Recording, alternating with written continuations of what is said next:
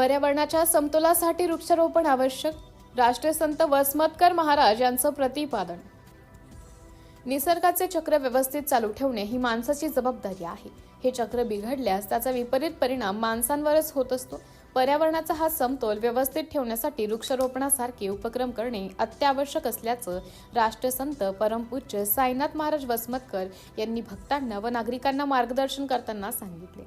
जिंतूर तालुक्यातील कसर या गावात मुख्यमंत्री देवेंद्र फडणवीस यांच्या वाढदिवसाच्या तसेच दिवंगत उपमुख्यमंत्री अजितदादा पवार यांच्या जयंतीचे औचित्य साधून भाजपाच्या किसान मोर्चाचे तालुका अध्यक्ष विठ्ठलराव शिंदे यांच्या वतीने दिनांक 22 जुलै 2026 रोजी वृक्षारोपण व शालेय विद्यार्थ्यांना शैक्षणिक साहित्याचे वाटप कार्यक्रमाचे आयोजन करण्यात आले होते।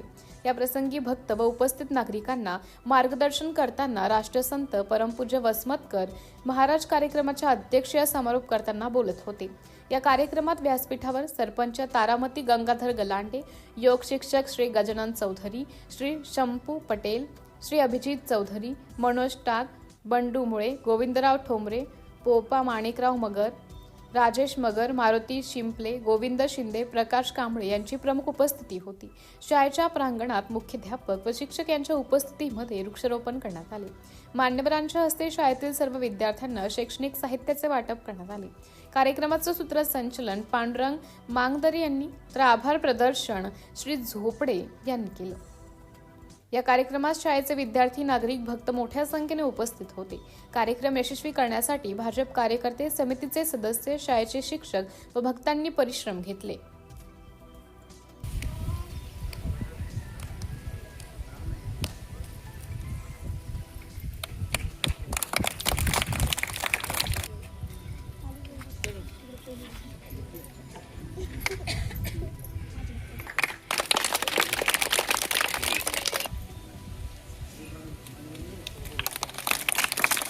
देवेंद्र गंगाधरराव फडणवीस आहे।